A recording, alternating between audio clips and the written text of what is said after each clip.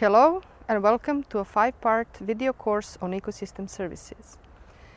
This course is intended for all the practitioners in Western Balkans who are faced with the challenge of reconciling the need for development with the need for nature protection, no matter which sector they work in. So whether you are developing a new plan, strategy or program, we hope that this video series will give you guidance on how to apply the concept of ecosystem services in your own work.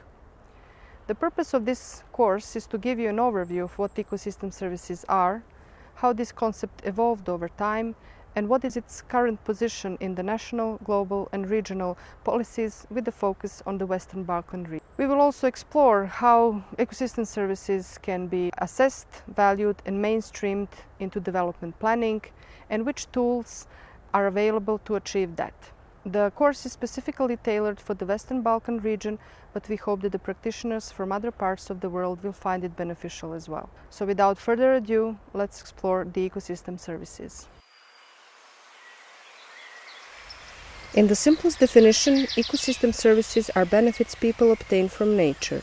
But it is crucial to understand that these benefits come from the living nature, from species, their genes, and ecosystems they form through interactions among each other and with their non-living environment.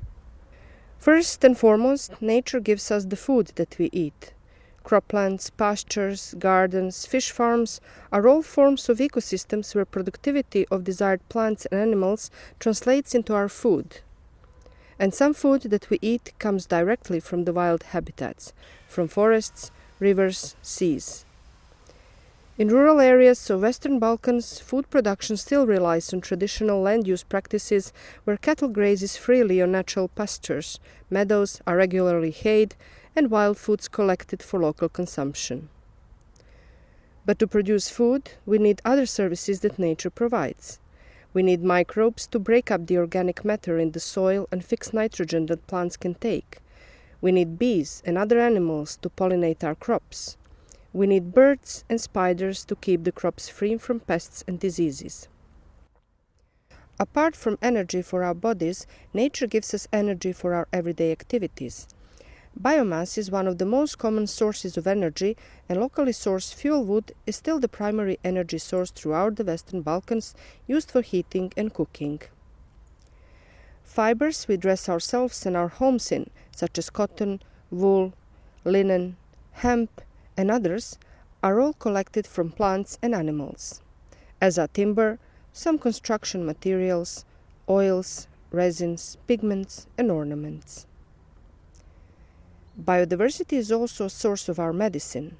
Despite developments of chemical and pharmaceutical technologies, these industries still largely depend on the extraction of active substances from live plants. In much of the world, traditional medicines are still being used for treating common illnesses. Herbs drying in the shade are a common sight in the rural areas of this region, and home-brewed herbal infusion often replaces the trip to the pharmacy. But apart from providing us with the things we eat, wear, or build with, nature provides us with many benefits that are not that obvious. Plants, animals, and microbes break down toxic matter, purifying the water, soil, and air. They bind the soil, preventing its erosion, and help retain water that fills the springs from which we drink. They absorb excess water and prevent floods, dampen the heat, break the winds, and regulate climate locally as well as globally. Finally, nature is a place we go to for pleasure, to enjoy the scenery, to hike, bike, jog, swim, to paint and write, to study and learn from. It is a source of spiritual fulfillment, of a sense of being and belonging, with many species or landscapes being the regional or national symbols. All these services can be grouped in 4 broad categories. Provisioning services include all the direct goods such as food, fiber, fuel, materials. Regulating services are benefits such as the control of climate, pests and diseases, prevention of erosion and floods, pollination and seed dispersal. Benefits that allow recreation and visitation, helping our physical and mental health, or serve educational and scientific purposes are cultural services. And finally, supporting services such as photosynthesis, nutrient cycling, soil formation, are necessary for the production of all other ecosystem services. Ecosystem services contribute to our well-being in many different ways. Not only do they give us basic materials for life, they provide us with security, they contribute to good social relations and give us the opportunity to achieve our personal freedom and values. But nature is increasingly under threat. Humans have altered 3/4 of the land surface and 2/3 of the oceans. Habitats are being lost to urban and agricultural land and degraded through unsustainable practices, disposal of waste, pollution, and fires. Species numbers and their population sizes are dwindling, and unique genetic variants that evolved over long periods of time are being lost in just a couple of decades, sometimes only within a few years. And all this is happening at an unprecedented rate. The loss of biodiversity implies the loss of ecosystem services, which has serious implications for humans, as it affects our well-being and ultimately our survival.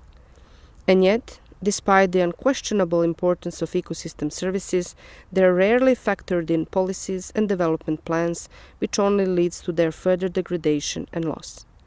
That is why there is an increasing need to integrate biodiversity and ecosystem services into plans, programs, projects, so that the benefits we receive from them are preserved. The focus of this course is on the Western Balkans. It is one of the global biodiversity hotspots and an area where development heavily relies on sectors based on the exploitation of biodiversity and natural resources, such as agriculture, forestry, fisheries, energy, and tourism.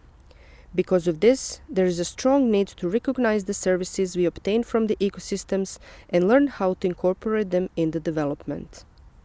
In the next videos of this course, we will explore the theoretical and practical aspects of ecosystem services. You will learn about how they are treated in the global policies as well as in the policies of the Western Balkan countries. You will also learn what tools and materials are available to you to incorporate the ecosystem services into your own work. To move on to the next video explaining the position of ecosystem services in the global, regional and national policies, please follow the link below. If you want to learn more about ecosystem services, we have developed capacity building programs and other tools and materials to help you with that. These materials can be accessed also by following the below link.